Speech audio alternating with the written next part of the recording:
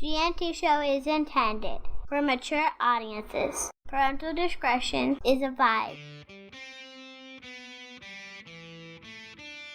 These are the voyages of the GNT show. Our continuing mission to explore Star Trek storytelling, to seek out new worlds and interesting characters, to boldly we got where no show has gone before.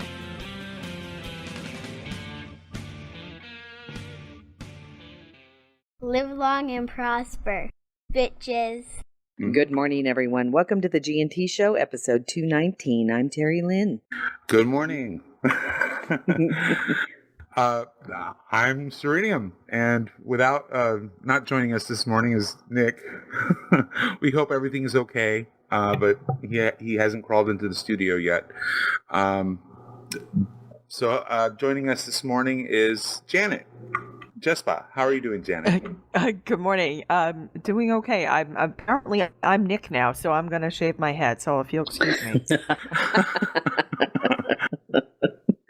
Oh my God. Yeah, Nick is a little MIA this morning. We're not sure if he's sleeping in or not. We've tweeted him, and I would call him, except for the fact that I'm kind of all tied to my new microphone now. It's not as easy anymore of just taking off my headphones or anything. And but the phone number is kind of in a different room. So Nick, we love you. I tweeted you. Terry has become one with the studio. It kind of and it's become sentient now. Should I name my microphone? I don't know. She's been assimilated by her desk. I kind of like it though. I know that we have to tweak with something with the settings a little bit, but I finally got a new pop filter for it, and you do sound better compared to last week. Yeah, it's and then I turned the gain way down, so we'll see. Hopefully, you won't hear the background noise quite as much. And if it gets real bad, if I know something's on, I can throw the mute on it, which is pretty easy. But so good morning, you two. How was your weeks?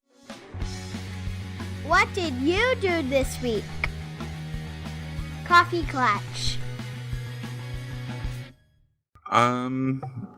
It's been interesting. What do you mean by that? Well, my let's see, my brother and sister-in-law are in Chicago, visiting sick family. So I'm hoping that the sick family is feeling better, and that, but we've had the boys since Thursday. Oh, so you've had them with you while they're on vacation. The boys have been here. And it's been absolutely bonkers. Oh my God. No doubt. How old are they? 5 and 7. And then because the boys are here, Katie's also been here, because, you can't have one without the other. Right. So it's been absolutely bonkers here. Absolutely bonkers. Yeah. Oh my gosh. And what about you, Miss Jespa? Well, I kind of got sort of semi-wind of what I'm supposed to be reading this semester, or at least part of it. Although I think the professor has changed his mind because, whatever. But because so I started reading. Yeah, so I was like, yeah, what the hell? So I did start reading something else, and and I'm getting to the point at which I get to every single semester right around this time, which is where I start panicking and say, oh my God, there's too much for me to do. Oh my God, how am I going to handle all of this? And, by March or April, I'm usually like, okay, but I always have this moment, so I'm kind of in the throes of that part of the, holy cow, I can't get this done. So excuse me, I have to go panic for a while. Sorry. You poor thing. Oh my God, you poor thing. I don't think I could ever go back to school. I really don't. I would love to in a certain area. To be honest with you, I would love to go get like a screenwriting degree or something, but I just don't have the psyche anymore for it. I don't have the patience.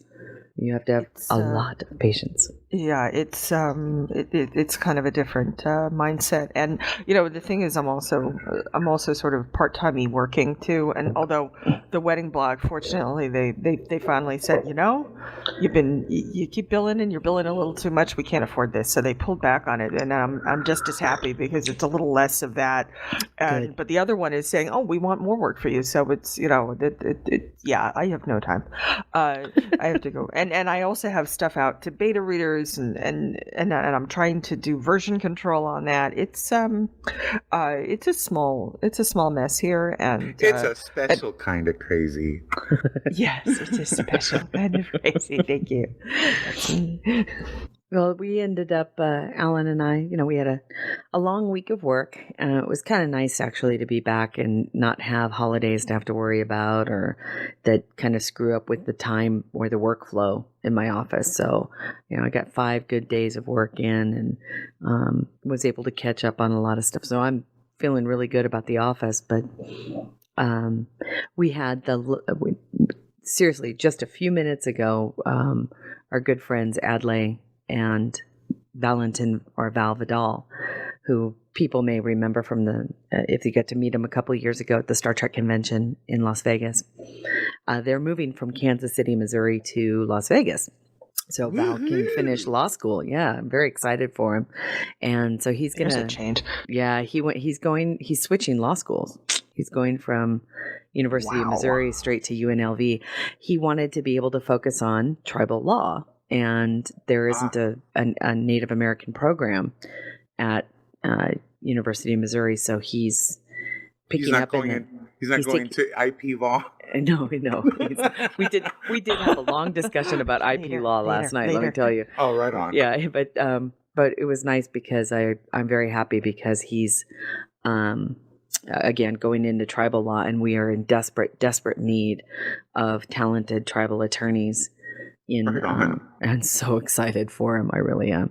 So they're on their way. They just left about a half an hour ago, or I should say 15 minutes ago, with their big old moving truck and their trailer with their car on it and their dog in the back seat. And it's very cute. So it was very, very nice to have them in last night. And they were exhausted because they had to drive across pretty much all of Oklahoma. Well, they left Kansas City Friday night at 11:30, and they didn't get to our house until almost 4 or 4:30 yesterday afternoon. They hit a snowstorm across the I-40 across Texas and Oklahoma on the way over. It was rough. They had a very, very, very rough drive. So I'm hoping that today's goes much smoother. But that was it. That's kind of our week. We're still missing Mr. Gettysburg 7. I'm hoping that he's okay, or that I hope he's getting sleep if he slept in. So shall we start with some product news? Sure. Let's do it. Let's do it. I need more Star Trek stuff.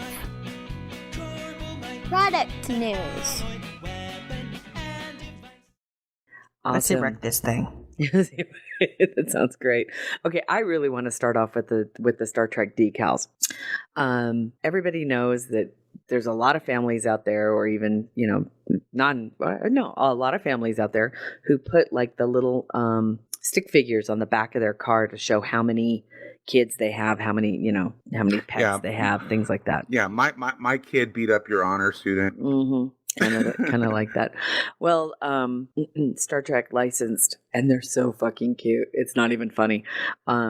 With a company called, what was it? What's the name of the company? Well, Think Geek, I guess it is. Well, either way, you can now get these decals, these wonderful Star Trek, the Next Generation, specifically the Next Generation decals, for your car or pretty much anywhere else that they will stick onto. And so you can now kind of create your family out of Star Trek Next Gen characters. So there's Picard and Riker and Data, pretty much the main cast. Mm-hmm. They also have, for the children, which I thought was adorable, they have little miniature versions of Picard and Riker as children, but also Alexander Rozhenko and Wesley Crusher with the famous sweater. Mm-hmm. Perfect. They also, for alternative adults and children, they have Borg, Lursa and Bator, Gowron, which I thought was adorable. The little Gowron, so cute. and a Gul Madred, which I thought was kind of weird. I mean, if you're going to put a Cardassian in there, just make it a Cardassian. You don't have to make it Gul Madred. Well, there weren't that many Cardassians that were, in TNG. And obviously they were sticking to TNG. And they were being, well, I mean, like they have kind of the generic Borg. They could have had a generic Cardassian. The idea that they had to make it a specific character was kind of, and that one, of all of them that they chose, I just thought, well, really? But, I don't know. There are forward lights. So, but the one thing that bums me out is I don't think there's a Targ.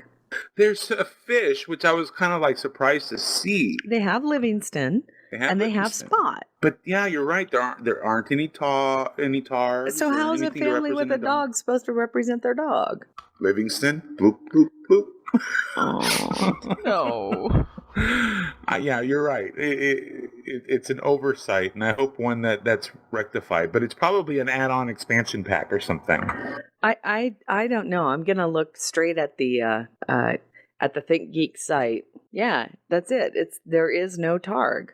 I just thought it was weird. So I'm kind of bummed because what I would do, of course, is I would get like a Riker and possibly a Troy and a couple of Targs, which would be so awesome. Mm-hmm. Put it on the back of my truck. Oh well, these are adorable. It's $14.99 for a set of 33 decals of 27 distinct characters from Star Trek: The Next Gen. You can get them through thinkgeek.com. The link will be in our show notes. What do we have next, Mikey? Well, you had pointed out the Mondo. Oh, isn't that cool? That is very cool. This is very cool. For anybody who still might, I don't know if I would actually put a needle on this thing. You know what I mean? It would be just a collector's. Oh God! Buy 2 copies or 3 copies.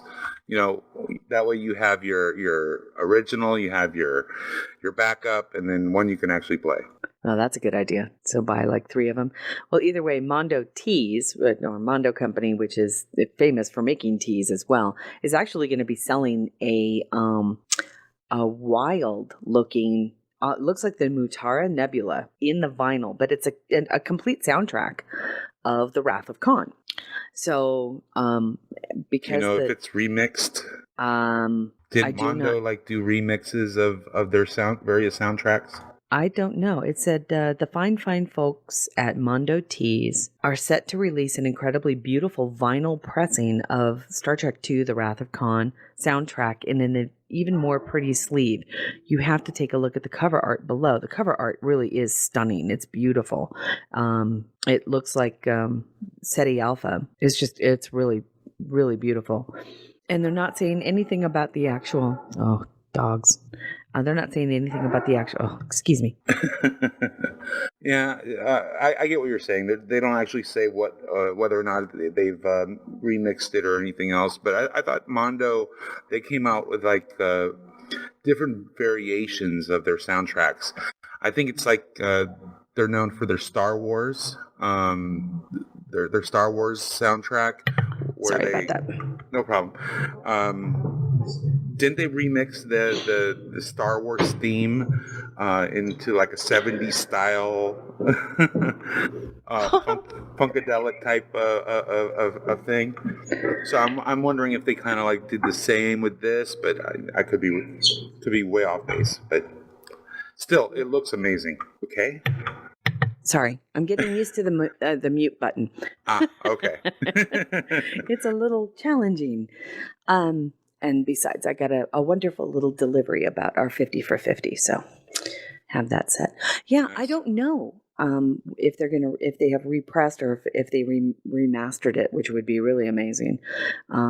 But it'll still be on vinyl, which is really kind of cool. Yeah, beautiful. It's beautiful, definitely. It really is. But you're right. I think get 3. One to put away, one to put play. Away, one to play. One to put away, one to play, and then one to display. That's a really good idea. How much are they? Did they say how much they're going to go for? I did not see a price in the thing. Then again, it might still be a little early to talk about pricing. It's set to go on sale January 13th, so it's possible we won't get the link for the actual sale until it gets put up for sale. Yeah. So just a couple more days. Check it out midweek.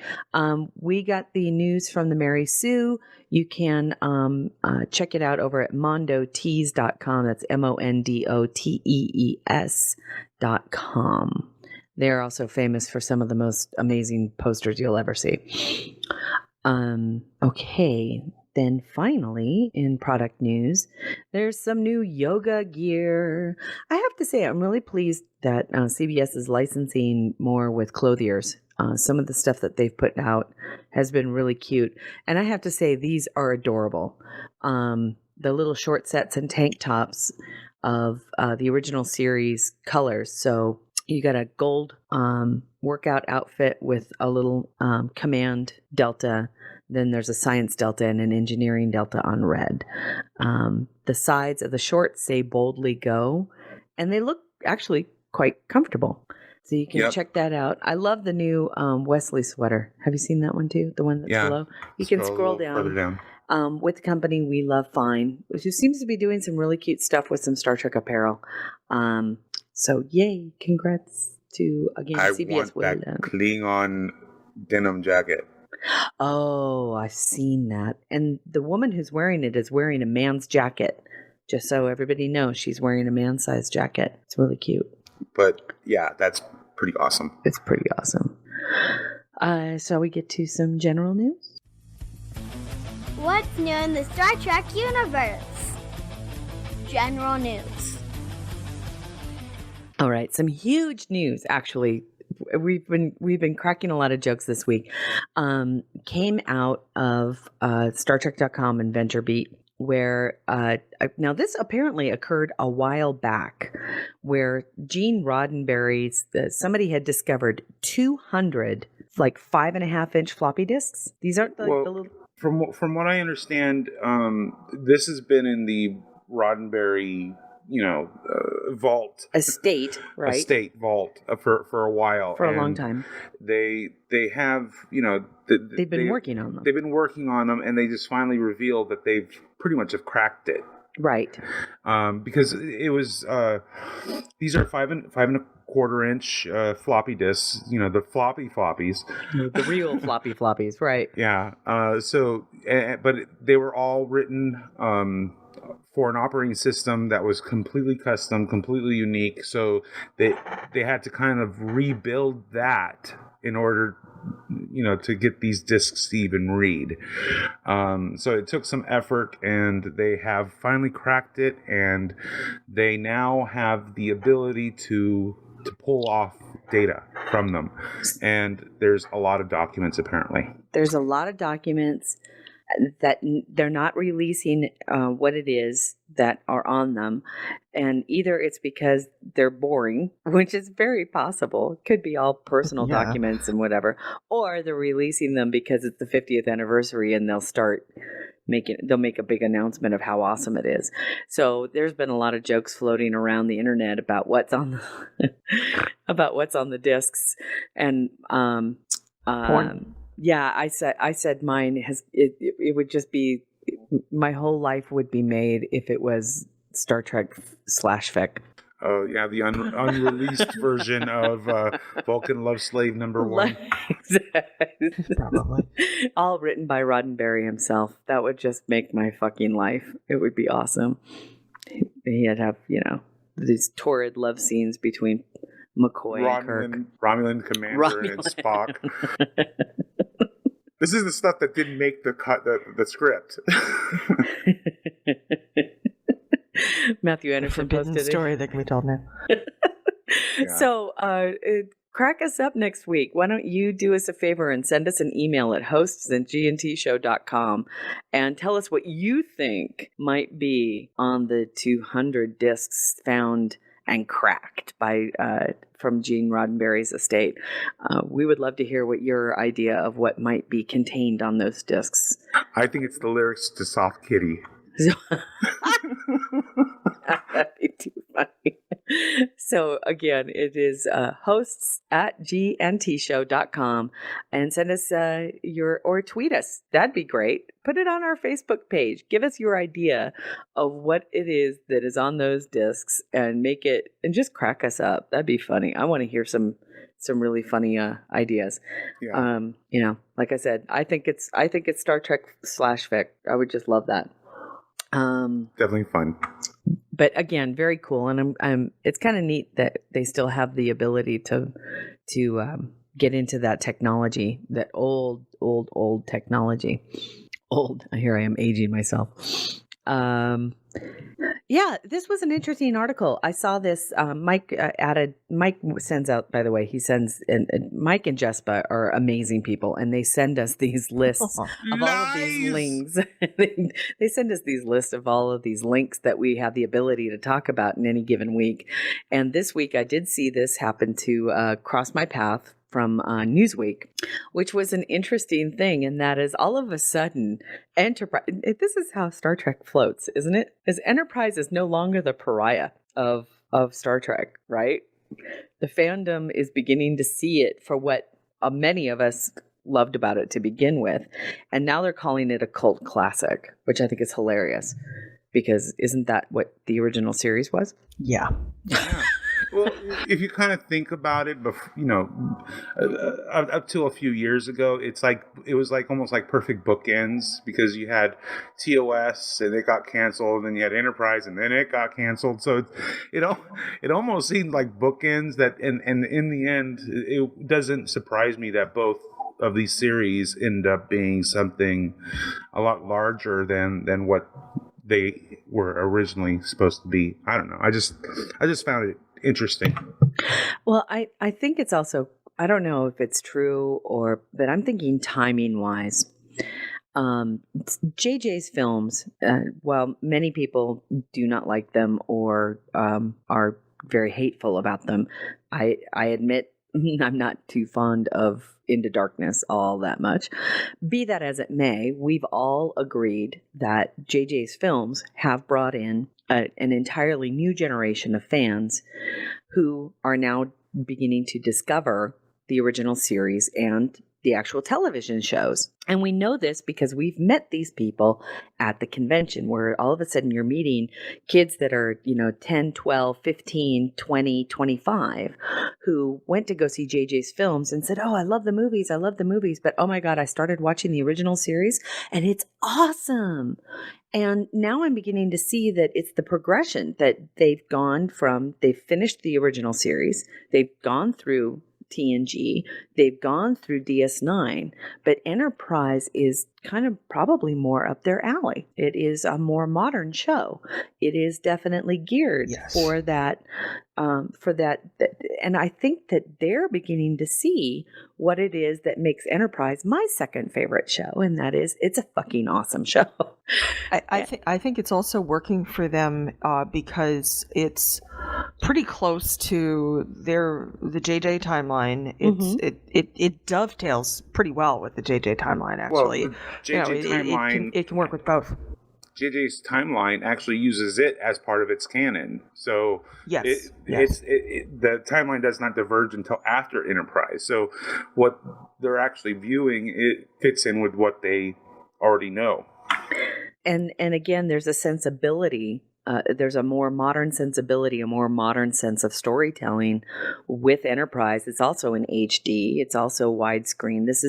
It's definitely just probably more in line. So I'm thinking that a lot of the new generation is beginning to just now see Enterprise and is beginning to go, "Oh man, this was great." And I'm excited. I'm thrilled. I love Enterprise. It's my second favorite show. And even though there are days I want to kick Archer's ass, I do.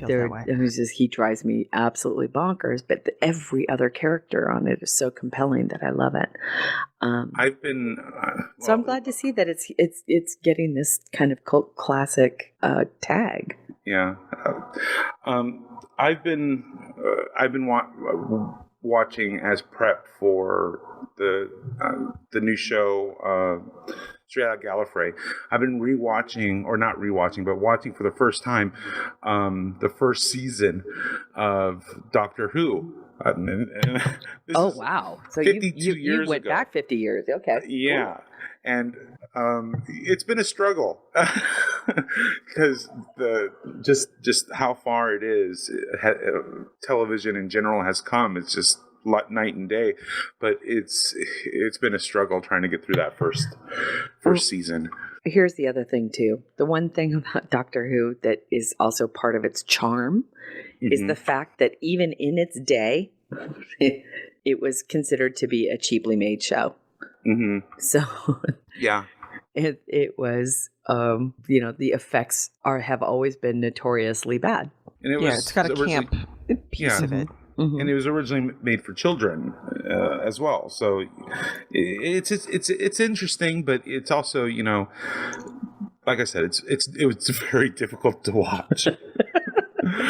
And so you can kind of understand why somebody of this generation or the new generation might see Enterprise as being a much better show. Yeah, especially compared to TOS, and it's like, oh, it's cheesy, it's campy, it's or even TNG. I would think that the young generation right now would look at TNG the way that you're looking at Doctor Who, and see Enterprise as being more like Tennant's Doctor. You know what I mean? I can. Okay. Yeah, I can kind of see that. Yeah. It's fun, and I'm really glad to see that Star Trek Enterprise is getting some love. Not exactly sure that it's the younger generation, but I don't give a shit. It is one of my favorites as well. I mean, DS9, Enterprise, those are probably my top two, and then but I do love all the series. I do too, and I think that kind of goes back with the idea of what we were talking about beforehand, and that is every generation of Enterprise is pretty much loathed by the previous generations, and it isn't until the next generation of Star Trek comes out to where all of a sudden you start to forgive the one before it. Does that make sense? Right? I think so. We had TOS. The TOS fans hated TNG. DS9 came out, and everybody loved TNG and hated DS9. And then Voyager came out, and everybody was like, DS9's the best. Voyager sucks. Enterprise came out, and everybody hated Enterprise. Loved Voyager. It was like, hey, it's okay to be a Voyager fan now, because now we can hate Enterprise. And it's going to be that way with the new series in January. It's already started. It's already starting. We're already starting to hate a series that has not even come out yet. There are zero details. But zero. But notice the forgiveness there is for Enterprise. Yeah. It's just how we work, folks. So I have an exclusive photo of a pipe cleaner on the set, and I hate it there. It's the janitor. All he's doing is sweeping out the sound stage. I hate it already. It sucks. I hate it already. So television news? Yeah. Awesome. Grab the remote. Star Trek's on. Television news. Television. Well, really, there's only one real kind of article that came out this week from Movie Pilot that is entitled Beyond the Federation, the Star Trek Rules Which the New Series Just Has to Break. And I think it's a good topic for discussion because I'm not necessarily sure that some of these rules have to be broken. I don't know. We'll see. The writer of the author of the column, Eleanor Tremere, for Movie Pilot, expresses her ideas that there's some golden rules of Star Trek that have always been consistent from series to series to series, and one of those rules. And she thinks that a lot of them need to be broken to bring the new show into the future kind of thing into. And one of those rules, let's start from the beginning, The diversity. The diversity of it, right? And I agree with her there. I think that this show I think we do need to have a diverse crew. I personally happen to think that what we should be seeing more of are alien members of the crew. Yeah, I agree with that. Janet? And can we please see a gay character, a real life, openly gay character? I agree. Not this, pussyfooting around where, we pretend and, there's looks Where and, Jetsia kisses a girl and likes it. And yeah, well, here's a but question more I than have that, for you. somebody who really has a relationship and really is like that. Right. Yeah. And so here's a question I have for you. With the idea that there's a possibility, hopefully, that we do get to see a gay character, not for being like a token gay character, but somebody who's a reflective of a future community that doesn't give a shit. Right? This is what we want, is a gay character that is a reflection of a future that we all hope for, which is it's a non-issue. He'll be gay or she'll be lesbian, or God, it would be awesome if it was trans. Oh my God, that'd be so. If they go the trans route, do you think it would get lost? Well, I'm afraid that they might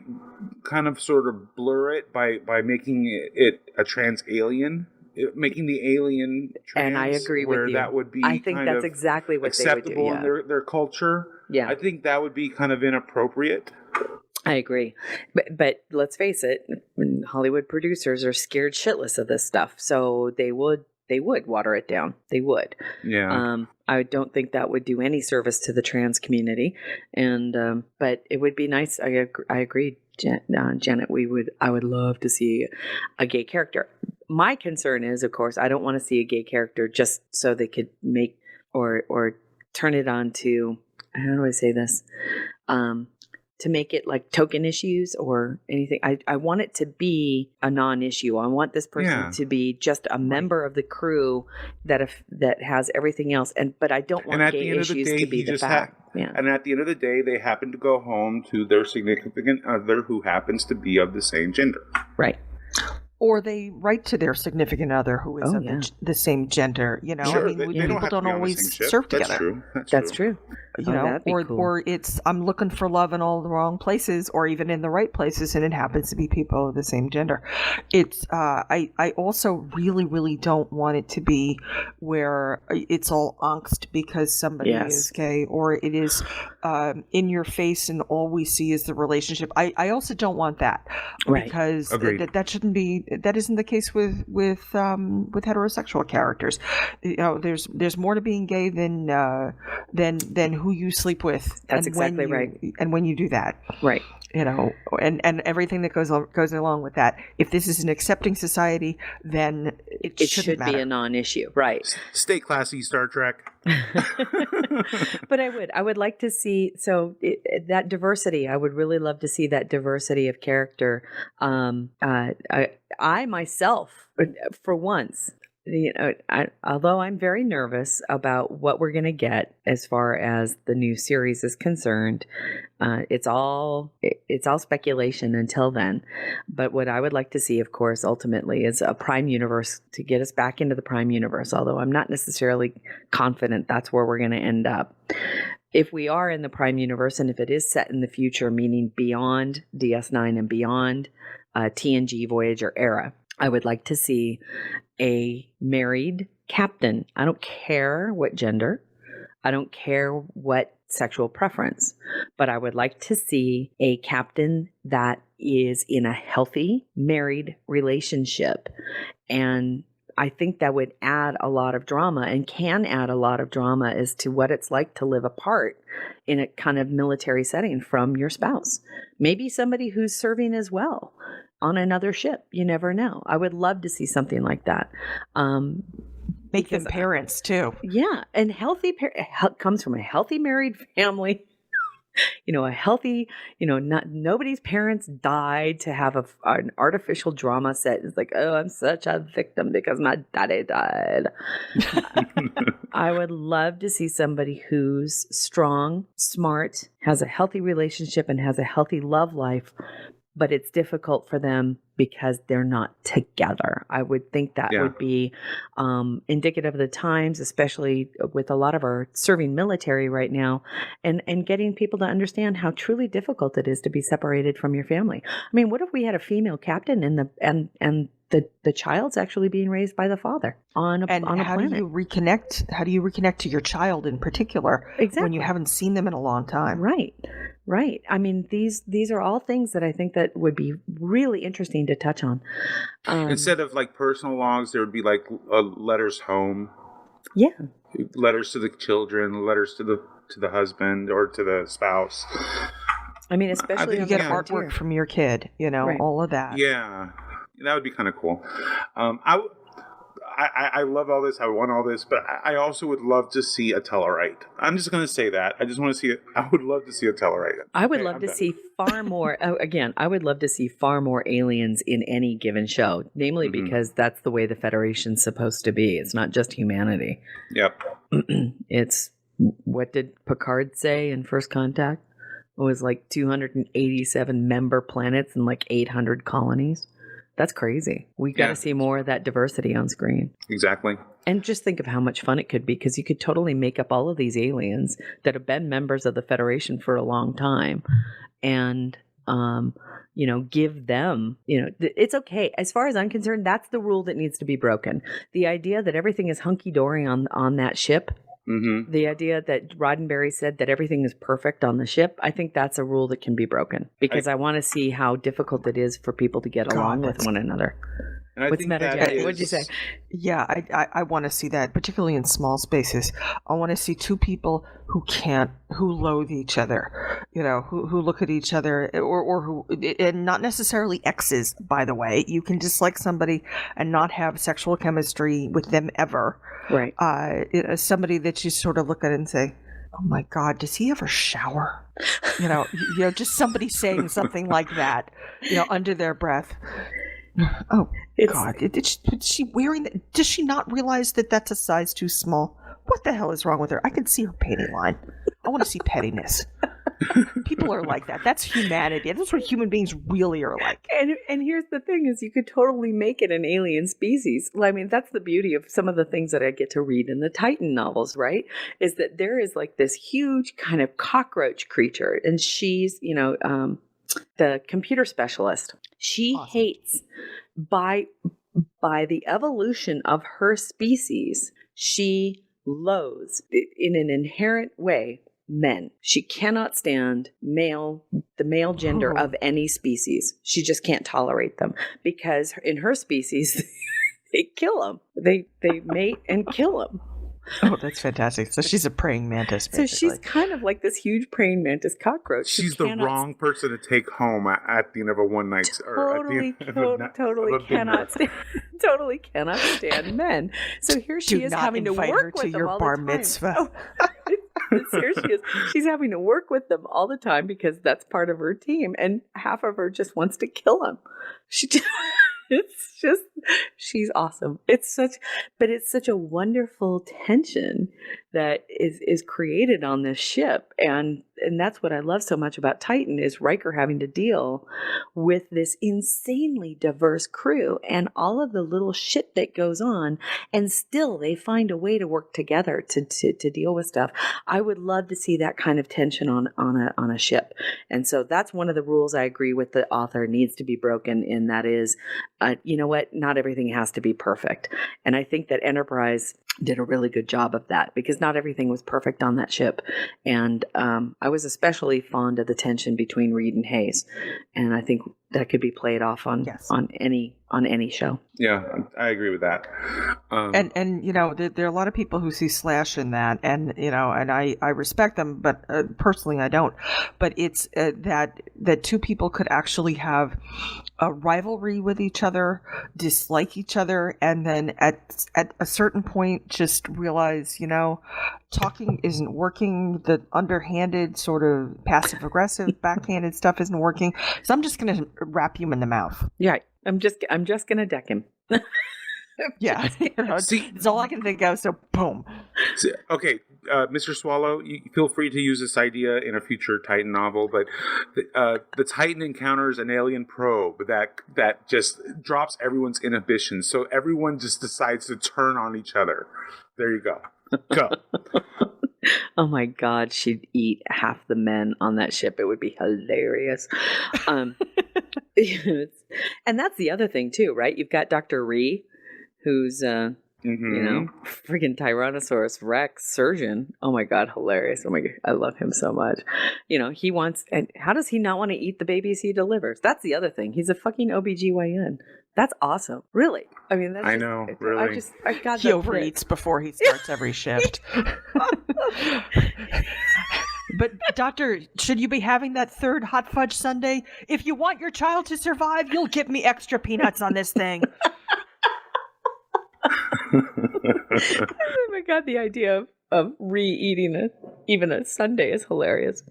Oh my God. You don't want to know what the sauce is. So yeah, it's a great little article, and it's a wonderful to think about, and it kind of helps you kind of decide what. Also, I think it would be very, very good for a lot of people who are very tense about the new series to kind of get used to the idea that we're not going to see the series that we got in the 60s or the 80s or the 90s or even the early 2000s. We're going to be seeing a show that is set, and it comes out in 2017. So it's going to be a modern show reflecting modern ideals and modern problems. And that doesn't mean that it won't be Star Trek, because trust me, in the 2040s, when they come out with the next series, you're going to forgive what was ever come out in 2017. One thing that I kind of found interesting was that the author had put forth in this article is the idea of where every episode has to take place or be told from the point of view of the Federation crew. And they cite as an example the television episode for TNG First Contact, which is taking place from the aliens' point of view as they're encountering Riker and Starfleet. Yeah. And I would take it even one step further and go, we don't even have to even go that far. We can just take the perspective of other crewmen on board the ship. Don't let us focus every episode on the main bridge crew. It doesn't have to be all about the bridge crew. It could just be about the ship and everybody else on it as well, just as an example. I mean, one of the more successful episodes of TNG and for Voyager, well, I don't know if it was successful, but I thought unique episodes was like the Lower Decks. Right. And those episodes where in Voyager, they started doing it a little bit more because there were only a few people, They didn't have the chance to rotate crew. They were kind of stuck with, who they had. So they allowed a lot more branching out. So you got to see a lot of the familiar faces. And every once in a while, you actually got to know some of them, So that's the kind of thing I would like to see more of is, I want to see that ensign third class down in the engine room who's crawling through, a conduit all day. I don't necessarily disagree. I think that it would be fun to have a wider ensemble crew that they really take into account in having more stories, not unlike they did with DS9. We got Dax stories, we got O'Brien stories, we got Kira stories. I agree. I would like to even see got a Morn story, and the guy didn't say a goddamn word. Well, here's a question for both of you. I have a question for both of you. When it comes to the new series, what's your biggest fear that it'll end up being? I'm sorry, your biggest fear about what it'll end up being. White male captain, too young for the job. Mike?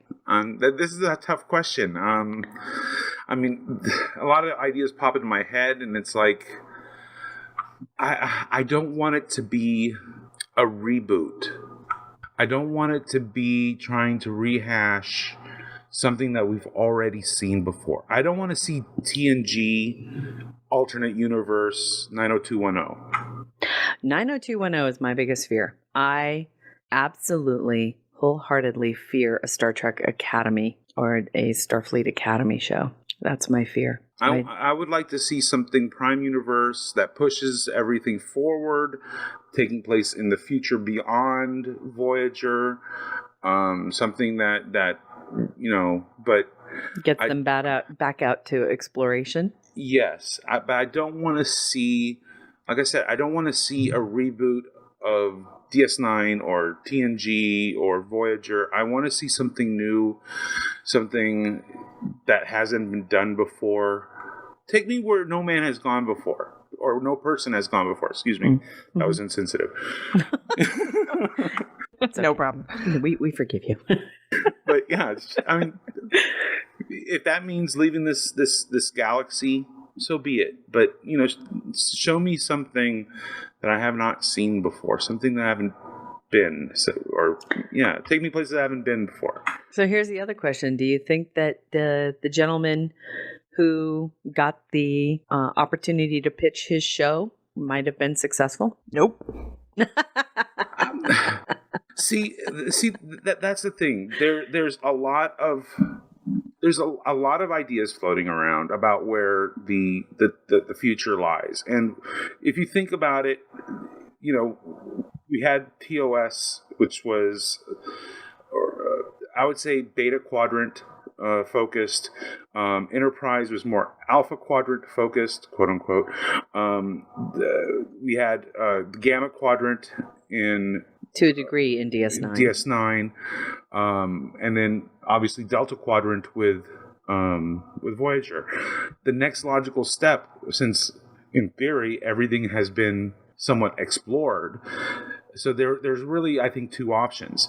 Either it's kind of like, let's see, what's that Pirate of the Caribbean movie? I forget which one it is, but there's a scene that comes to my mind where they had that huge map painting on the wall of the entire world, and there's a guy on a ladder, and he's sitting there painting in these little holes in the map. That is like one of the first ideas that comes to my mind, is the map is starting to be filled in, right? But there's still these holes, and I would love to see either a series that focuses either on those holes, being able to travel from one corner of the galaxy to the other in within one episode to the next, where we're kind of sort of filling in that map, or we just go full bore into another galaxy and start seeing what else is truly out there. Those are really the only two options. Unless we stick close to home, then we're going to be getting like ER or NCIS or Star Trek versions of shows or Rescue procedurals. 911. Right. I mean, a lot of those ideas can work too, but again, I would like to see something new, something that hasn't been done before. And for me, those are the two ideas that really stand out. Is either the map is starting to fill in, and then maybe there's some kind of mystery that connects them all together. I don't know. I have my own ideas, or we're just going full bore into another galaxy and exploring the greater universe. It'll be interesting to see. I know that we'll probably hear more kind of ideas and leaks and other things over the next year. But I have to say, if they handle it the same way that they did with TNG and some of the other shows, the CBS and Paramount, or CBS has some really amazing non-disclosure agreements with the actors and stuff like that who get hired. And I can pretty much guarantee you that these actors, once they are cast, aren't going to say doodly, because nobody's going to want to risk that gig. Because let's tell you, if there's one thing about Star Trek that every single actor that we've met verifies, and that is Gene Roddenberry's quote, and that is, "It changes your life. You will never be the same. This will never be the same." And Jonathan Frakes talks about it all the time, about how he was cast and Gene Roddenberry had to warn him and saying, "Look, this is not your normal role. you will be saddled with this role for the rest of your life, and you're going to have to get used to the idea that a lot of actors would rather not. They don't want to be shoehorned into a particular role or be known for that role for the rest of their lives. The fact is that you get used to it. You get used to it, and you either accept it or you turn into a very angry, cranky person. So I don't think we'll hear much from the sets per se. I don't know. We'll see. We will see. I think we'll hear from Kurtzman before anybody else. Yeah, I think probably our next announcement will probably be some of the staffing, some of the people that they'll be bringing in probably. Possibly. I doubt we'll know very many of them because I'm sure that they're going to come from other productions that Alex Kurtzman is familiar with and comfortable with, and knows that they can produce the work and that he wants. I mean, he's the showrunner in this, and he's got a lot of experience in running shows, some of which I really, really like. So we'll see. We'll see. It'll be an interesting year, that's for sure. Not just the 50th anniversary, but everything leading up to the new series. It's fun. All right, shall we move on to book news? Sure. Awesome. Tell me a Star Trek story. Book news. So, Mikey, Locus Online put out their new bestseller list. They sure did. Why don't you tell them who's on it? Yeah. Sure, just give me a moment to get this into the chat room. You got it? All right, there we go. Opening the link. All right. So under media related, we will see not one, not two, but 3 Star Trek books. So congratulations to James Swallow for Star Trek Titan Sight Unseen. It hits number 2. Then in the number 4 position is Star Trek Seekers All That's Left by Dayton Ward and Kevin Dillmore. Congratulations, gentlemen. And then taking up the number 5th spot for this, and this is the second week on the list, is Dave Mack. He's holding on by his fingernails, but he's there. Yay. So congratulations. And that's for Star Trek Seekers Long Shot. So congratulations. These books are wonderful. Fantastic news. Now, I might send Matthew Anderson out on a quest. This week also a wonderful article was written and talking about the fact of the matter is this Christmas surprised a lot of people, including book retailers. The fact of the matter is books are selling again. Hard copy, tangible, touchy-feely books are selling again. And what's more amazing is that of those hard copy books that sold, sci-fi was the number 1 genre that was sold. Wow. Over the Christmas holidays and over the past quarter. This is huge. Sci-fi books are the biggest selling hard copy books, and hard copy book sales are up, which means that sci-fi books are the number 1 kind of selling book right now. And that's freaking amazing. That is surprisingly awesome. Right on. I'm trying to find that article that I read, and I can't believe I didn't keep it. My people. But again, it came out, I want to say just a day or so ago was this article about that. So once we find that article and once I can find it, I'll make sure that the link is posted in our show notes, because it was very wonderful to read. That not to say that ebooks aren't great, because we all know that they're very convenient, but let's face it, a retailer can make more from an actual hard copy book. And so if paperback books or hard copy books or actual tangible copies of books are selling, they're going to make more money. And so that's wonderful, wonderful news. Matt Anderson did find an article from the Washington Post. That might have been it. Let me take a look. In the age of Amazon, used bookstores are making an unlikely comeback. Nope, wasn't used bookstores. This was new books. Okay, good attempt, Matt. Good attempt. Good attempt. Yep, but it was very, again, hard copy books, sci-fi books. I don't know. I'll just I'll Google it later. I'll find it for you guys, and I'll hunt it down. Right But on. I thought it was really kind of wonderful. But again, congratulations to Dayton, Kevin, David Mack, and James Swallow. Fantastic news Yep. that 3 Yay. Star Trek books are on the bestseller list for Locus Online. And then number 1 was a Star Wars book, so there's that. But still, I mean, that's great news. That's sci-fi Yeah, books that and is awesome. tie-in novels that are selling. This is awesome. Yay. Yep. The number 3 book, by the way, in case you were wondering, Predator Incursion by Tim Levin. So, Yay. yeah, that's the top 5. Cool. Let's move on to some movie news. Okay. Let's watch a Star Trek movie. Movie news. Movie. Oogie. Okay. I did not watch the video where it's not Pin, it's Lynn, Peg, and Urban. Oops. Yeah, it's okay. Talk Star Trek Beyond. Did you watch the video? Yes, I did, and it was informative. I mean, it was actually fun too, because you got to see them joking around and having fun. And let me get the article open. Cool. I saw that it was a video, and I was like, crap, I haven't seen it yet, so I can't really speak to it. I didn't realize it was going to be a video, so that's cool.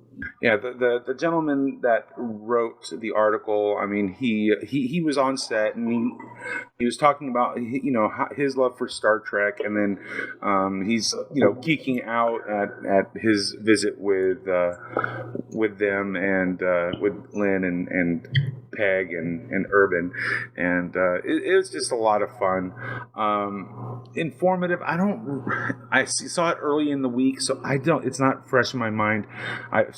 Forgive me, but I don't think there was a lot of really new type of information. Okay. Yeah. But it was still a fun little interview, and it is on the set, so you get to see in the background certain things, so it's worth the watch. And like I said, I'm not sure if they revealed anything super new about it, but I did think it was worth sharing, so check it out. Cool. And what else do we have? TrekCore. I love TrekCore. TrekCore put out an article that confirms that William Shatner will not be appearing in Star Trek Beyond. Yeah, it totally killed that rumor. It totally killed the rumor, and yet is not all that surprising. Again, I think it would be a very difficult.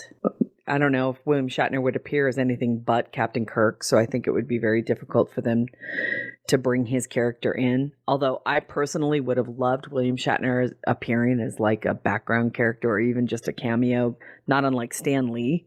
He's the janitor aboard the Enterprise. You would be the future Priceline guy. He would be the Priceline guy.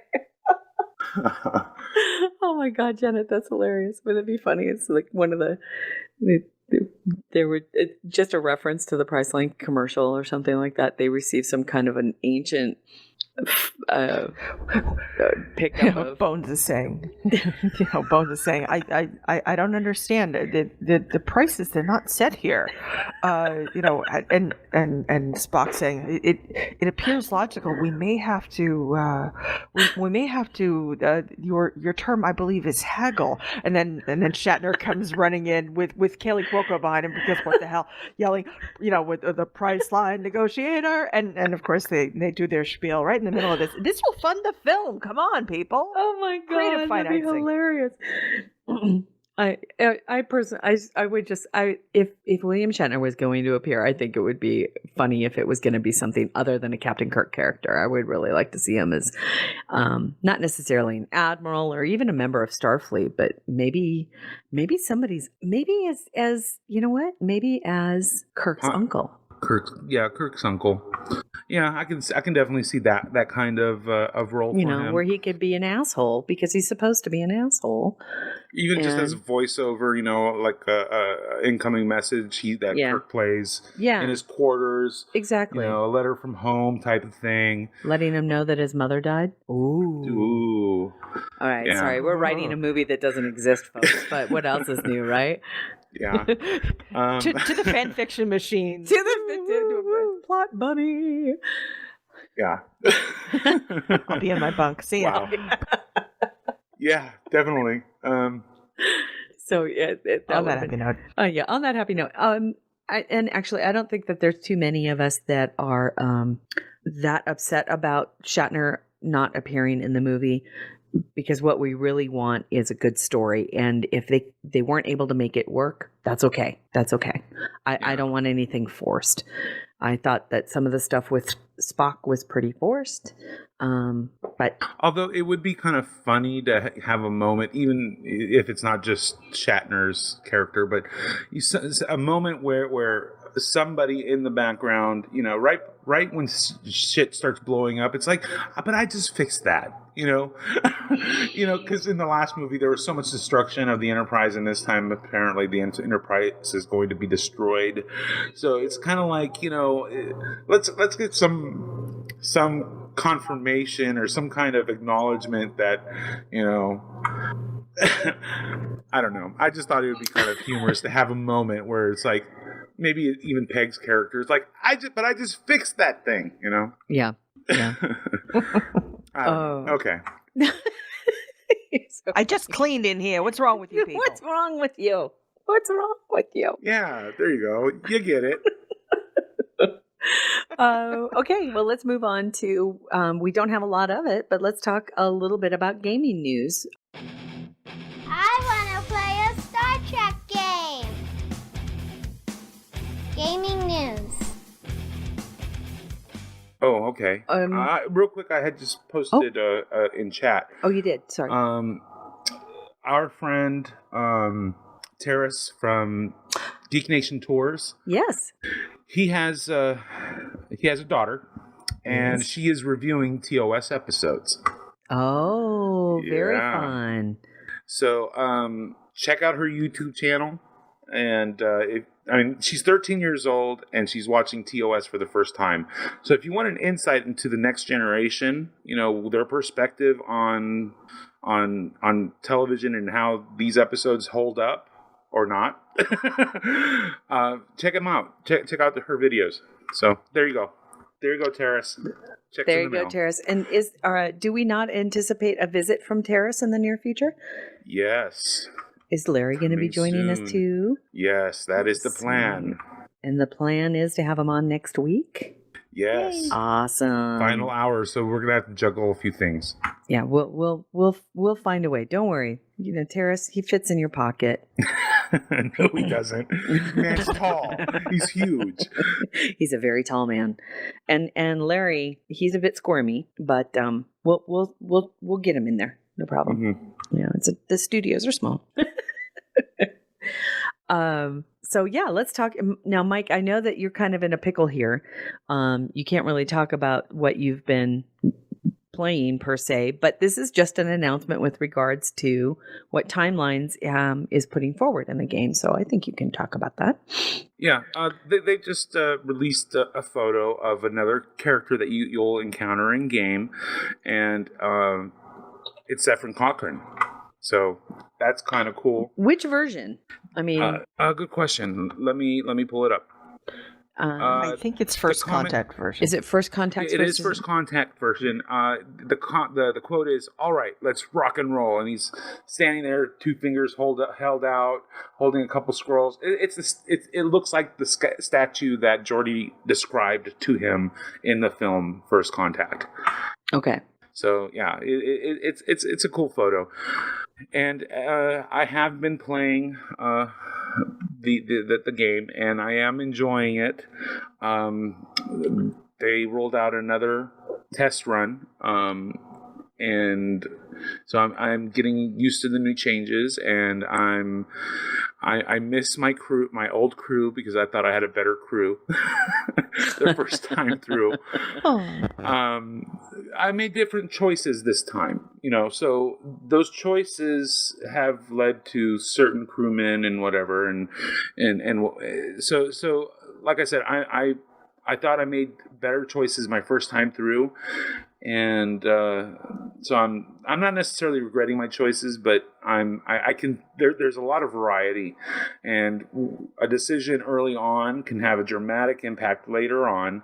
So it's kind of like you have to be careful. You have to be careful. Yeah. So I'm enjoying it though. It's a lot that's of fun. cool. That is very, very cool. And again, congrats. Hopefully we'll see timelines go live in the next month or so. It's supposed to happen sometime this month. That's kind of the plan. It'll be fun. So I'm looking forward to going live and starting a whole new crew again. And again, for our listeners who may not be familiar, Star Trek Timelines is a mobile game that you can play. It is not a direct competitor to Star Trek Online, which is a full-blown MMO. They're two very, very different games, and so it is possible to play both. Okay, you don't have to be one or the other. Mm-hmm. You can play both, and we're big fans of Star Trek Online. There's no doubt about that. There isn't a lot of Star Trek Online news. It's been pretty quiet, as is the case. Yeah, after the holidays. It's the winter event, right? Which ends this week, I believe. It ends I think 15th. Is it Thursday or so? It's like the 14th or 15th, I think it ends. So, if you haven't, you can still buy the things that you need to get the ship. You can still buy them with low buy, but you only get anywhere between 2 and 6 of them, I think, for any box. But a box really only costs 5 low buy, I think, so it's pretty inexpensive. And we do have a voicemail related to this, so that's great. I'm going to go ahead and play this. Lay it on us. Hey, I need to talk to you. Listener mail. Hello everyone, this is Jan from Sweden, long-time listener. I was listening to your things about the winter event in Star Trek Online and think that everybody seems to be missing the EPO tag research thingies and the fact that you can get a huge amount of points for your reputations that way if you research them all the way up. Just to mention that. Thank you. Thank you, Jan. So just to reiterate what he said, because there is still time, you can earn a lot of marks in game by playing the races and getting the EPO tags. So there's still plenty of time for that. So if you're low on marks or want to finish out one of your one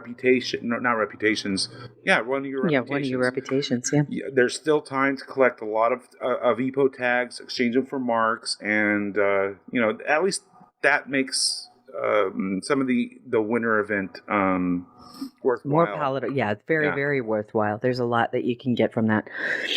And that's the one that you can get. You get EPO tags from doing the race, correct? It's it's the race where you're the competitive race, right? Where you have to race against other people, players, right? Yes, which is actually fun. That one's fun. I don't do very well at it, but I do get 2 tags out of it. But whatever. Yeah. I always my problem is I always overshoot the flag at the end. Oh my God. Yeah. I end up sliding way past it, and then I end up taking, last place instead of first or something. I'm so much better at the one during the summer event. Oh, with the surfing one? Yeah. I do so much better on that one. Yeah. I don't. I still overshoot it. Yeah. I mean, that's kind of the thing, yeah. So yeah, it takes timing. Cool. And then finally, thank you, Jan. Thank you, Jan. And thank you very much. Again, everybody, you can leave us a voicemail. It's really, really simple.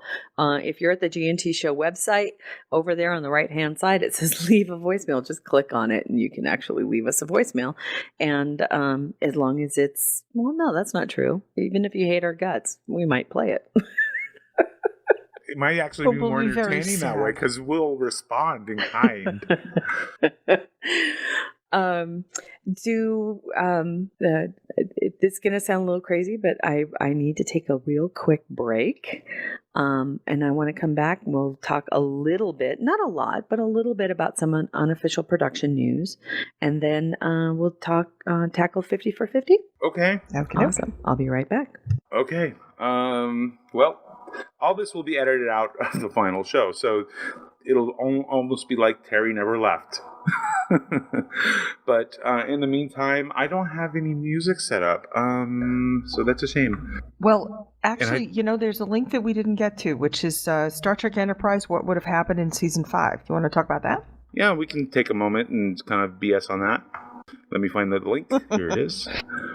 All right, just a moment more. All right, there's the link. And some of it I already knew was coming, just because of some of the research that I've done.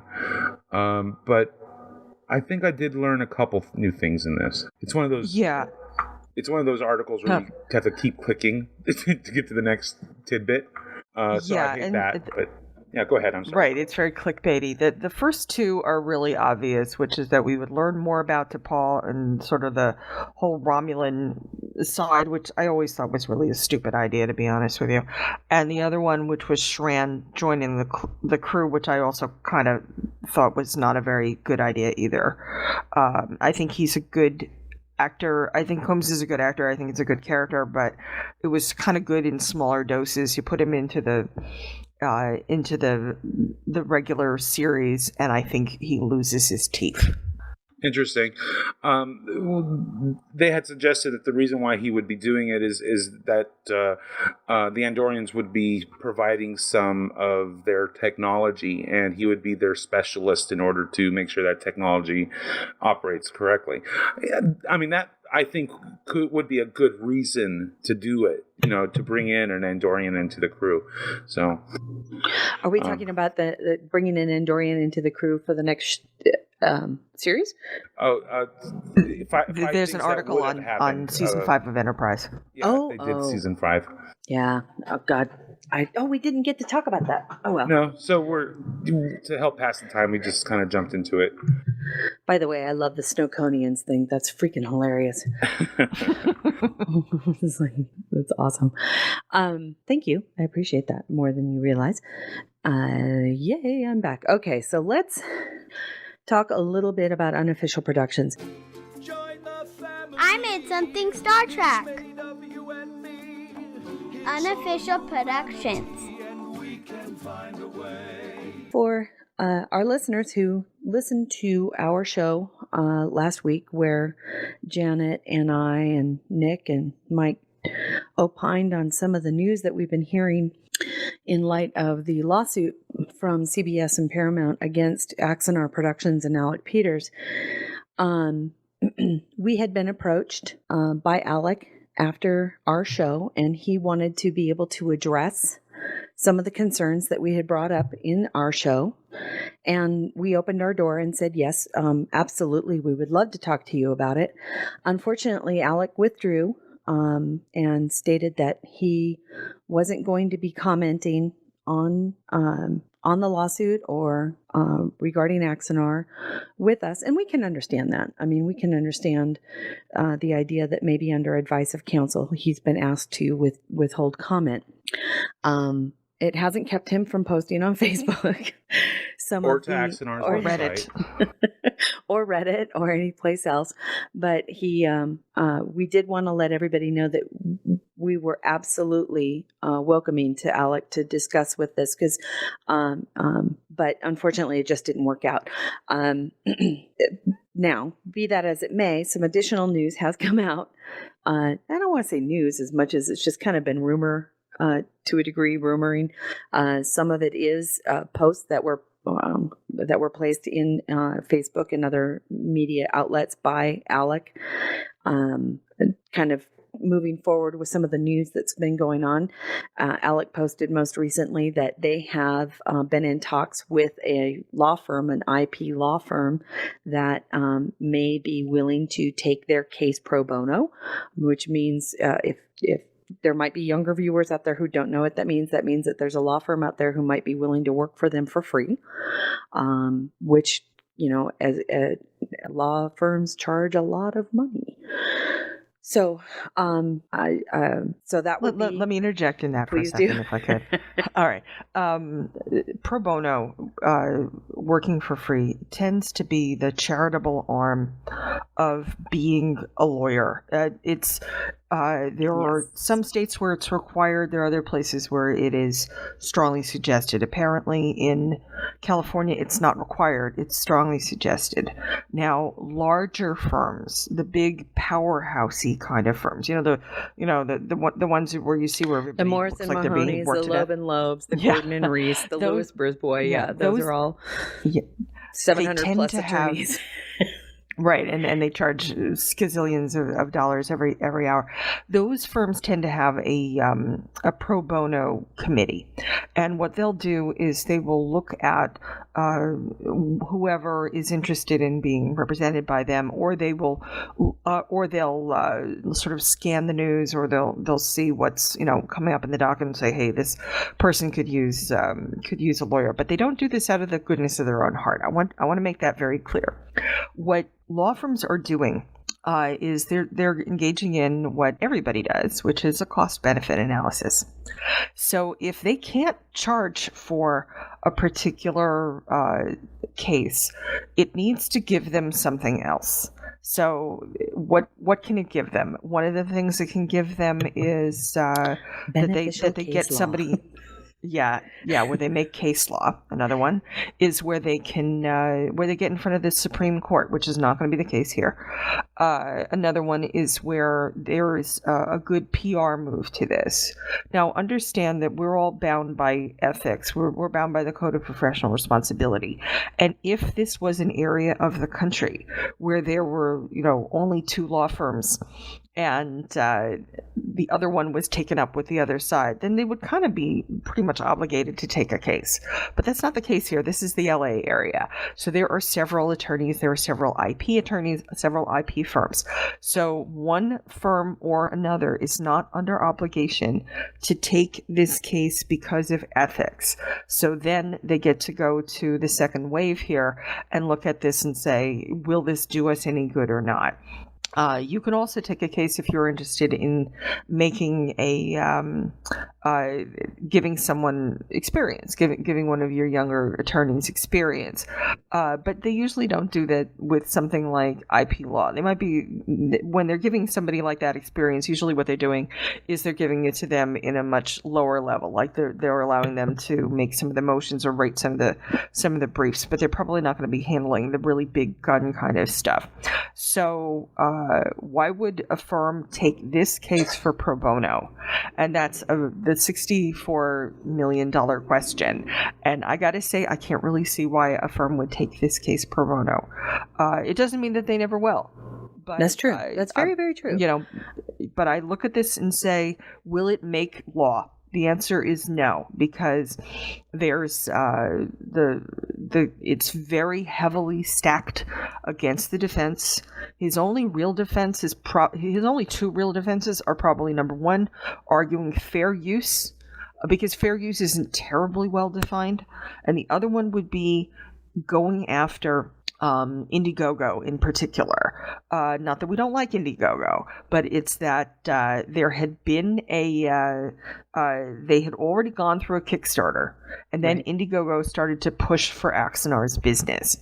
And what Axanar could conceivably argue, and I'm saying this, and this is really tenuous, I might add, what they could conceivably argue is that they wouldn't have gotten as large as they were, and they wouldn't have gotten into this pickle to begin with if they had not gotten as big from the second fundraiser, from the Indiegogo fundraiser. Plus Indiegogo and Kickstarter and all of them, they've all got provisos in their terms of service that say, hey, you're not allowed to profit off someone else's IP. Correct. But But if they go into this, I'll just finish and then I'll stop talking. But the other piece of that is that even if Indiegogo didn't enforce their own terms of service, that isn't necessarily dispositive of anything. So anyway, turn it over to you. Yeah, well, no, I'm gonna. Janet is very right. Factually, this is exactly kind of how it goes. Also, this week, we have noticed that many people on some of the forums, Trek BBS and others, have posted copies of emails that they have received from Indiegogo, stating that Indiegogo has shut down further donations to Axanar pending an investigation into the practices or into the actual production, I guess. Now, we kind of have to take that with a grain of salt. I was not a donor through Indiegogo. I did not receive this email. I have not seen it. I can confirm that email states go that. out. Okay. Yes. Thank you. I was not Thank sure. you. Well, thank you, Michael, for giving us that journalistic background we needed. And so there is a concern, at least through Indiegogo, which is, again, not surprising. We did touch on it last week, that there are concerns that these crowdfunding companies have and have to be aware of, and probably through the advice of their own internal counsel or even their defense counsels kind of said, you know what, it would be really good if you stopped taking donations right now in light of the lawsuit and lay low, because they could be either brought in as a third-party defendant by the Axanar personnel. They may even have their own direct action against them. The donors may have their own direct action against them.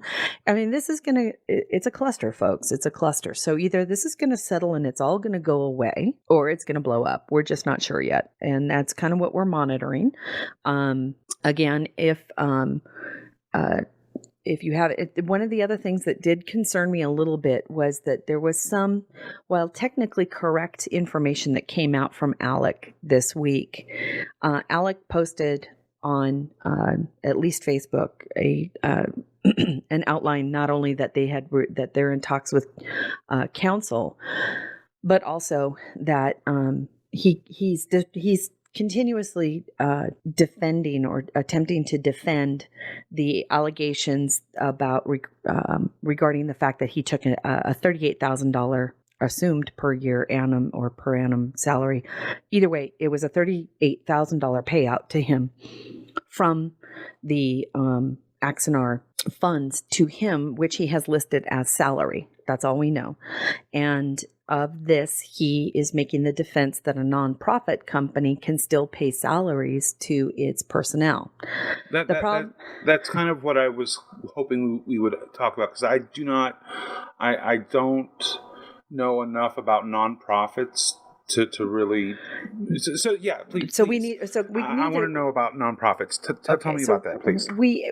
We do need to lay the foundation that it is our understanding that prior to the lawsuit being served or filed, I'm not exactly sure. I think it was filed on and around Christmas and then served around the 30th.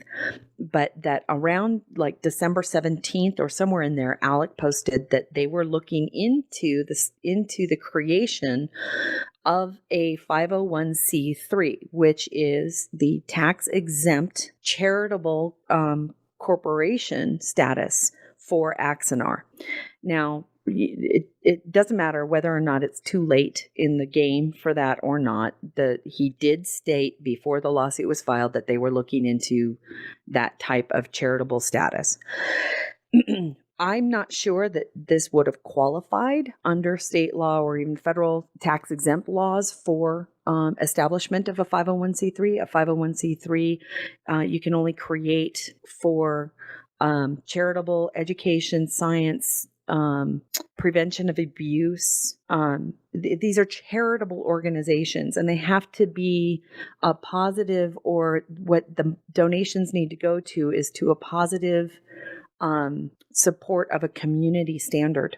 It's not meant per se to create a tax deductible donation for a Star Trek fanfic. So I'm not sure that they would have qualified as a 501c3. So they would have to help abuse victims, or people who they would have to help others. Correct. Through the If money that they received. Right. So Okay. the federal government, the IRS, allows the establishment of a 501c3 if you are charitable, religious, educational, scientific, literary, public safety testing or testing for public safety issues, meaning that it's for the public good, amateur or the promulgation of amateur sports competitions, and then cruelty or abuse prevention. So domestic abuse, child abuse, any type of physical abuse prevention. So these are organizations that are built in order to provide information to people to keep them from being hurt. So that's yeah, go ahead. Sorry. I'm trying to understand. You had mentioned literary. Yes. What is that exactly? Because It could. I mean, that could be the angle that he's going for. It's usually done through educational, like universities, usually through the idea of a creation of arts. So the 501, a perfect example is going to be PBS. So you have a charitable, art or literary function that provides artistic, literary, educational material to the public for free. You don't have to pay for PBS. And it's supported by both grants from the federal government and from tax-deductible donations for people who view it. So that's where that 501c3 comes from. However, you have to understand, not even PBS gets to use somebody else's IP without their express written permission. Well, some Vibro Lance in the chat room provided a link to Star Trek Continues. They have nonprofit. They're a nonprofit corporation. Looks like they have it with scientific, literary, artistic, and educational. They're promoting science through, to promote scientific education for people of all ages through the Star Trek television series. The original series from 66 through 69 produced considerable public interest in science, resulting in a marked increase in science and engineering training. And it's very, very possible that Axanar was pursuing the same type of 501c3. I'm not saying that they weren't going to be successful. I'm saying that it's possible they wouldn't be. I don't know. They may have achieved it. The problem in this particular case is that that CBS can make the argument that they weren't given permission to use that, and also the timing of it is pretty. The timing is a little odd. Continues had all this in place long before. To read off the other 2 points on their thing, to promote literature and the arts by producing new STC episodes modeled upon TOS. Unlike any program prior, STC releases its scripts complete with camera angles, directions, etc. to donors. And number 3, to promote human rights and the general unity of mankind and to fight discrimination and stereotypes. Interesting. So that's what STC, Star Trek Continues, has listed for their reasons that they have their incorporation. And you know what? Would Axanar have been better served if they had set themselves up as a 501c3 from the beginning? It's possible. Yeah, probably. I don't know. It is very, very likely that they might have avoided some of the problems. And the reason why is because the regulations set in stone by the IRS in order to operate and maintain a charitable organization are very, very strict. You are not allowed to keep, and I think it's like, I don't know if it's still a 20% limit, but it might still be a 20% limit of your total intake of donations. You're only allowed to have an operating cost of a certain amount. You're only allowed to keep so much in your account per se at the end of the year. You have to report to the IRS how much you've taken in. You have to open your books to the IRS to show that you're not misusing that money and that all of the money that you are creating is either going to what you said that you were going to create or that it's going out as grants to other organizations. So it's a highly regulated corporation. I don't want people to think that you can use it as a shell or as a way to hide anything. And that's, I think, adds to Axonar's benefit. If that's what they were going for and they wanted to have, to show themselves as a 501c3, although the timing of it stunk a little bit, let's face it, they had already made $1.1 million that they didn't have to report to the IRS. If they had that ability and set it up as a charitable organization, then but here's the thing, it still doesn't prevent them from being sued by CBS. At the end of the day, it doesn't prevent anything. I mean, to be honest with you, yes, for everybody who's throwing stones at renegades or continues, we're not making excuses for them. Are they going to have problems? It's very possible. We don't know because they haven't been sued yet. ... Question mark. That we know of. Exactly. We don't know. May they face the same kinds of problems? Absolutely. May they not? It depends. It depends on what kind of permissions were in place. It depends on the relationship that they had with CBS. It depends on, frankly, how that money is being used. And if a lot of people were making salaries from it, I have a feeling that antenna are going to go up from CBS. And that's really what this is revolving around, is that there were a lot of people who couldn't necessarily say that what one person's definition of production costs was not actually income or profit being made by certain individuals. And CBS has to protect its property. Paramount has to protect its property. They have to protect their shareholders. And you know what? There's an argument out there that CBS is trying to protect the donors as well. So I don't know. We'll see. I don't want anybody to think that a 501c3 or a nonprofit status somehow protects them from the use of somebody else's IP.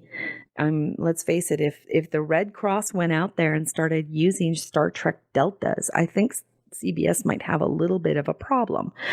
If you were smart and you were a 501c3 as a charitable or as a charitable organization, what you do is you approach a license holder and you say, hey, can we use your license or your logo for the next year as a cooperative effort? And guess what you get to do? You get to write off the costs of that as a charitable donation. That's exactly how it works with the breast cancer awareness foundations in the NFL. Do you think all those pink shoes and pink towels and pink ribbons and pink helmets and pink everything is done because the NFL is doing something out of the goodness of its heart? No, they're getting a huge tax deduction out of this. Why? Because they can say that the time and the cost of all of that material is deductible or was made as a donation to that organization. So while the organization may only make $2 million, I can pretty much guarantee you that the NFL is taking a $5 million charitable donation out of it.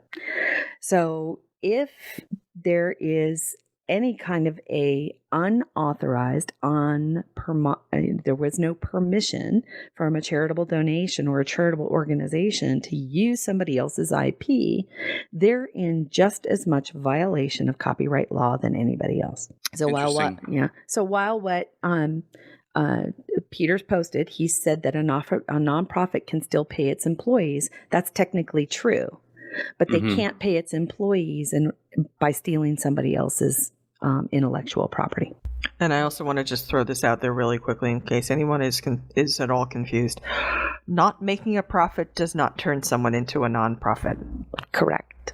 And not calling income coming in profit doesn't turn someone into a nonprofit either. These are designations by the government. It's, forms you fill out and they have to approve it and they might not.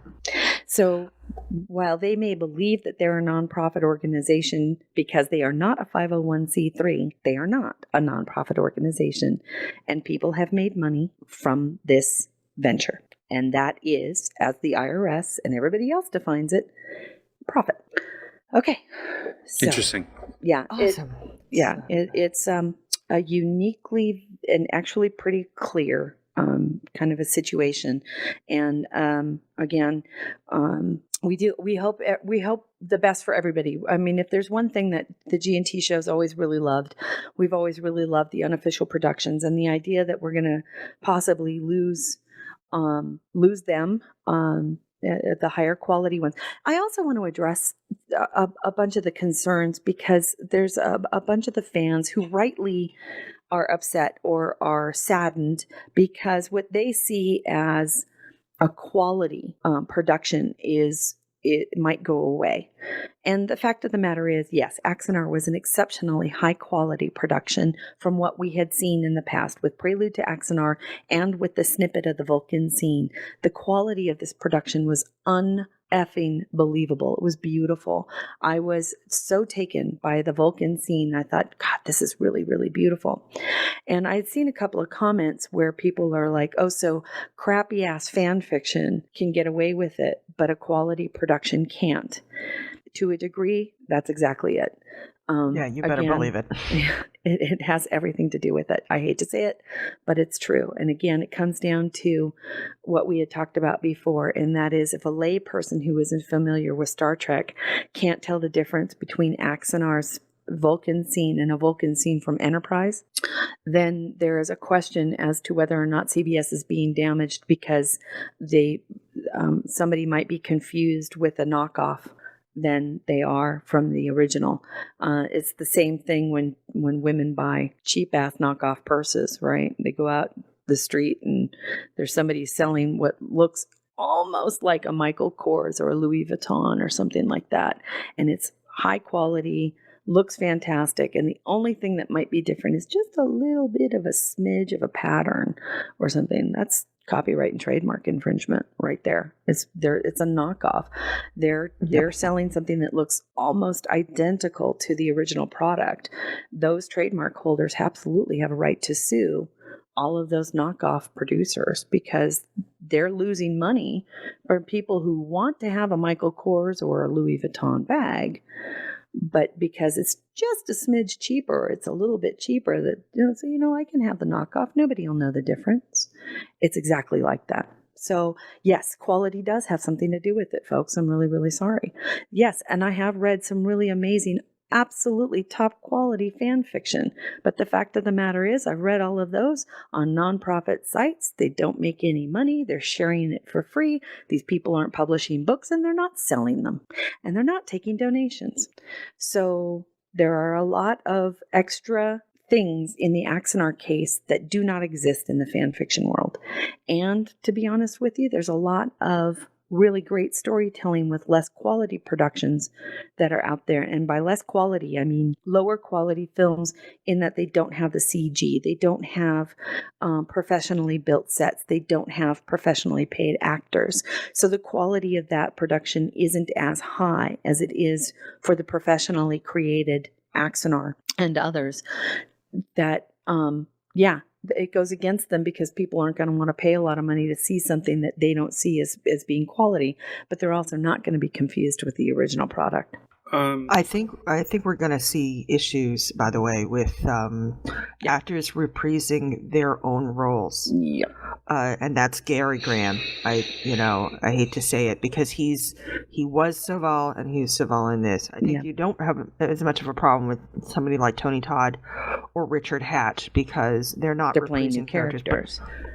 But I think that is another area where it's hitting the bullseye for CBS Paramount. And to be honest with you, there are other productions out there that have people who are reprising their own roles. So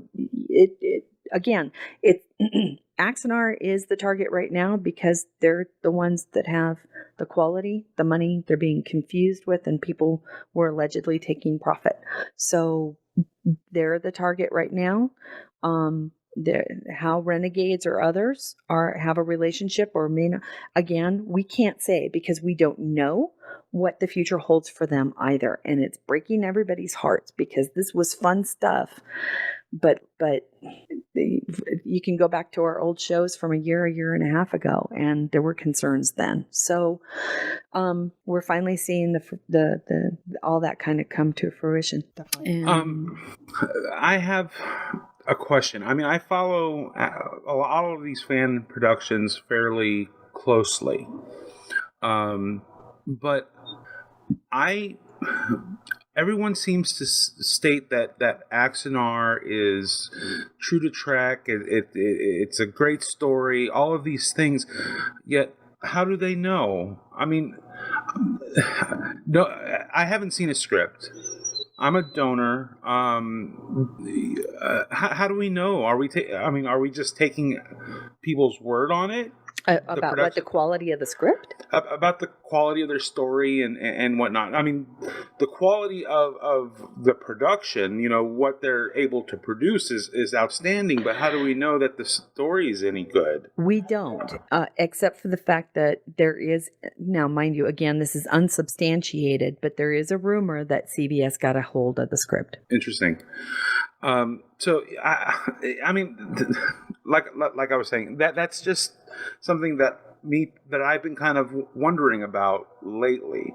Is here we have a lot. I keep hearing people say that it's the quality, it beats anything that CBS has made. Blah blah blah.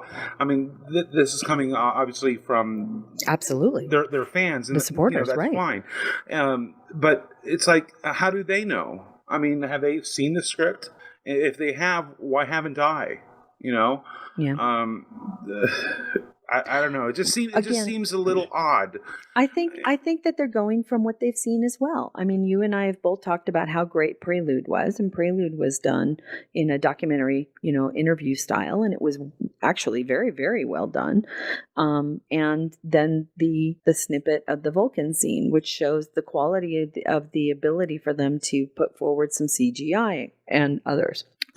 There was an announcement that Alec was going to remove himself as the lead character as Garth of Izar, that he was going to hire another professional actor to take over that role, because I think that there was some questions as to the critique of the ability for him to carry the role. I don't know. All I know is that he did make that announcement about a week ago or so, I think. But no, I have not seen the script. I know you haven't. I'm not sure that other donors have. He may have shared that script with others. I don't know. And again, there is an allegation or a note in the Axanar support fan pages that CBS got a copy of the script. I do not know how. I did see that. Or whether or not that's true. I don't know. Yeah. But I mean, granted, what they have produced so far is good, but that does not guarantee that what they're going to produce is good or is true Star Trek, as a lot of their fans are saying. So again, it's that double-edged sword. Maybe I'm just being a doubting Thomas. Maybe I'm being a devil's advocate. But I'm just saying, lighten up. Let them go for it, and if it's crappy, then maybe then they have less of a case against him. Really, that's really what this is, right? It's like the one thing that Axanar has going for it is the quality of its production. And yet that seems to be the thing that's taking them down. So yes, a lot of the fans are correct. Technically, they are correct. The quality of this production is exactly what has brought it up on the radar. And it needs, and CBS and Paramount feel that that's what needs to be taken down, is that inability to distinguish Axanar from what CBS and Paramount own and produce on their own. So unfortunately, guys, I think you're correct. Yeah, you know what? The quality of your production is exactly why you're being targeted. And you want to be pissed off about that? The fact of the matter is, Axanar doesn't own Star Trek. Not a piece of it. Not a single solitary piece of it. You're not licensed to do it. And I doubt that CBS and Paramount ever would have licensed anybody to do it, because they have never licensed anybody before to do it. So if the thing is that you have to remember, if something is licensed, it means it's official, right? So if they had licensed a fan production, that would have been an official series or an official movie. And there is no way in hell Paramount was going to do that, because they would want to make the money for their own movies themselves, because that's what their shareholders own. So the the idea that a fan production is going to be licensed is ludicrous. Yeah, that's not happening, folks. Ludicrous. It's never going to happen. And the idea that they are ever going to give somebody permission to use their characters, their visuals, their ships, their anything in order to create something that they don't have control over, it's just never going to happen. Seriously, it's just never going to happen. So, yeah, it's going to be a very interesting. We're still very interested to see how it goes in light of Axanar's conversation with potential defense counsel. Their response in court is due pretty soon. They may file for an extension. I don't know if CBS will grant it. Don't know if the court will grant it, but we'll see. So we should be hearing something regarding either settlement discussions, or even a response in court probably in the next 2 weeks. Oh. Well, I just want to say real quick before we move on, or that I do want to see Axanar produced. I really, really do. But I also want to see it done correctly, where the IP is not being abused, and you have to remember is that I don't know if that's going to be able to happen at this point. But again, don't get me wrong. I am a supporter, but I want it done right. And there's a lot of there's things that seem shady, and that's what needs to be investigated. And I hope it works out, but realistically, Yeah, and you know what? I want to address some of the questions that are in the chat room right now, and that is, why is Paramount involved? As far as our understanding, now you have to remember, none of us have seen these contracts, but there's pretty clear, and some of these things have been verified to me verbally by my members at CBS, and that is, the way that it works is CBS, when Viacom allowed CBS to split off and become its own company. CBS is no longer affiliated with Viacom. CBS Television is CBS Television. They also now have their own movie production company. So CBS is CBS. You can buy stock in CBS. It has its own separate board of directors. It has its own separate CEO, COO, president, you name it. It's their own separate publicly held company. Viacom still owns Paramount and Paramount Pictures. Paramount Pictures and CBS, when they split the ownership of Star Trek in such a fashion. And that is, CBS owns the rights and the ability to create, make, and distribute television series and digital series, internet, all of that. The ability to put anything in the television type of mode, what you and I would call either streaming or television. They have the right to make Star Trek for television and all of the internet services. They also own exclusively the rights to merchandise anything that has the name Star Trek in it, even the films. The only thing that Paramount has the right to do is to create, make, distribute, and make profit from theatrical release films, long format films. Paramount is involved in this lawsuit because Axanar was making a full-length feature film. How it was distributed, DVD, also goes against the distribution rights of any film that Paramount might have. So since CBS owns the name Star Trek and Paramount owns the name Star Trek Films, the two of them walk hand in hand, even though they're two separate companies. So that's why they're both involved. Axanar was making a full-length feature film. Paramount's the one who said that they felt that they were being mixed up as well, not mixed up as, but damaged as well. So this is Axanar was kind of cutting both ways. They were creating for all intent and purposes, a full-length feature television film movie. They were crossing both lines. And that's why both Paramount and CBS decided to work together and are suing for their collective IP ownership. So, but yeah, so Gingy said, so that's why the movie merchandise sucks. If you all recall, there was a huge brouhaha about between JJ and his inability to merchandise his films the way he saw fit. That's because he wanted to do away with all TOS merchandise, which CBS said no. We own the rights to merchandise all of it.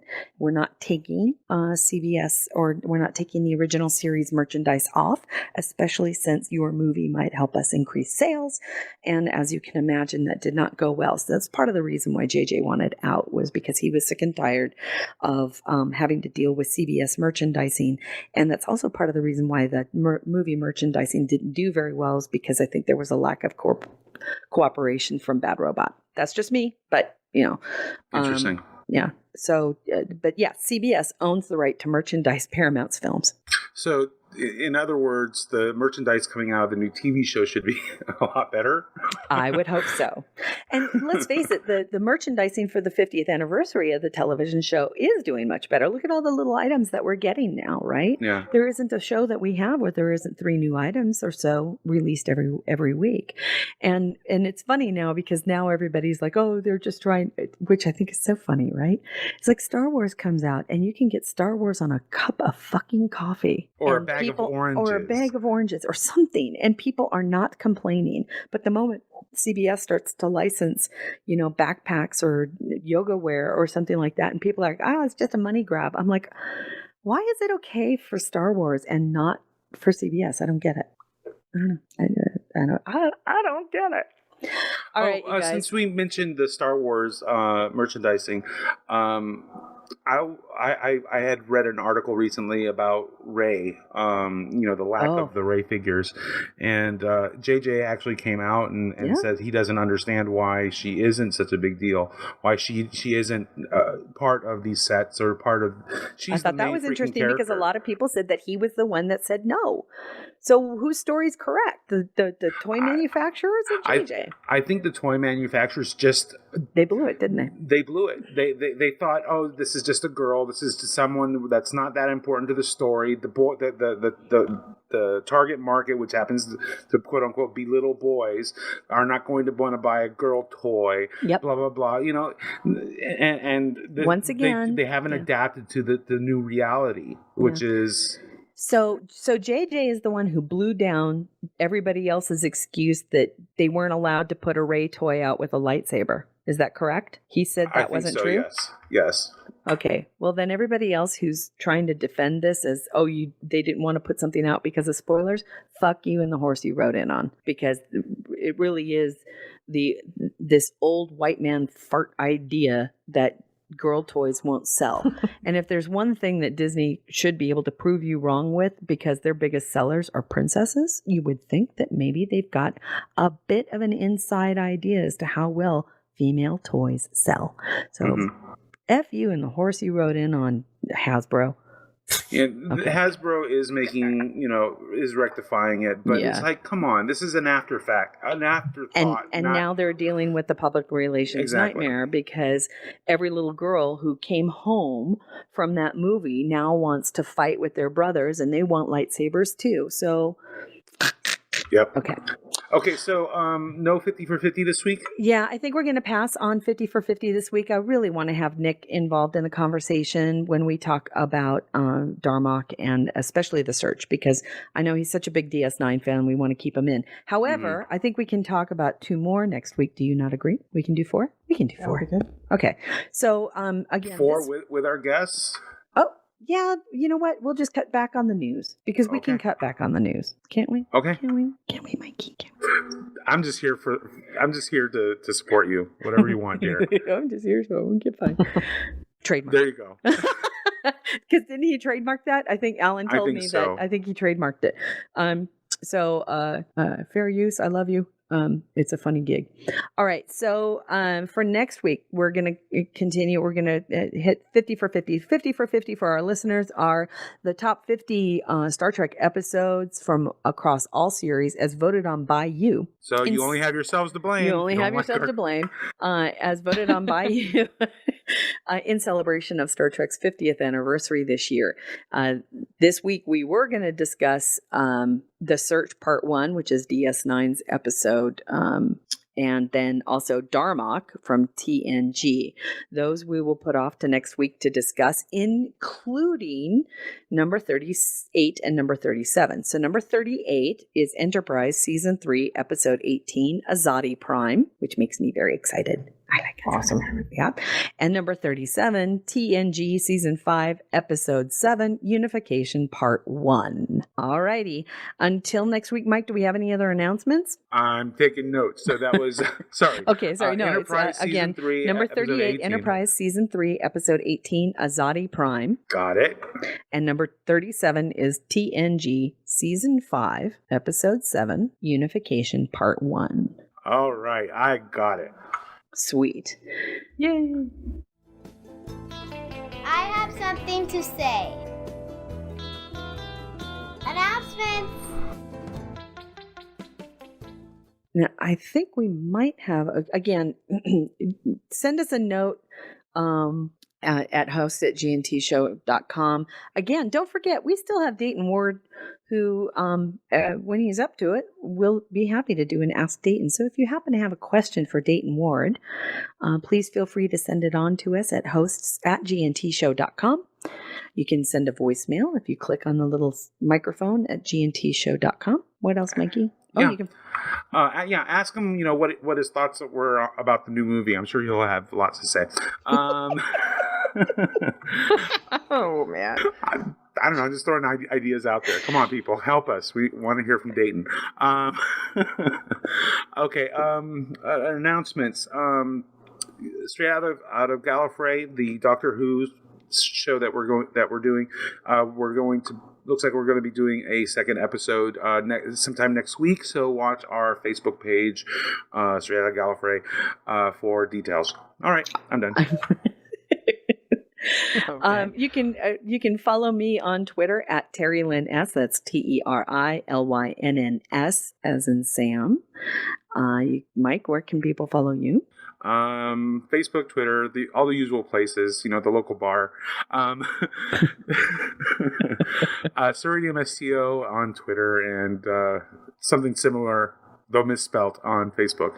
And Jespa? I am on Twitter at Jespa Trek Fan FI. That's JESPAHTREKFANFI. Man, that's a bad ID, but hey, whatever.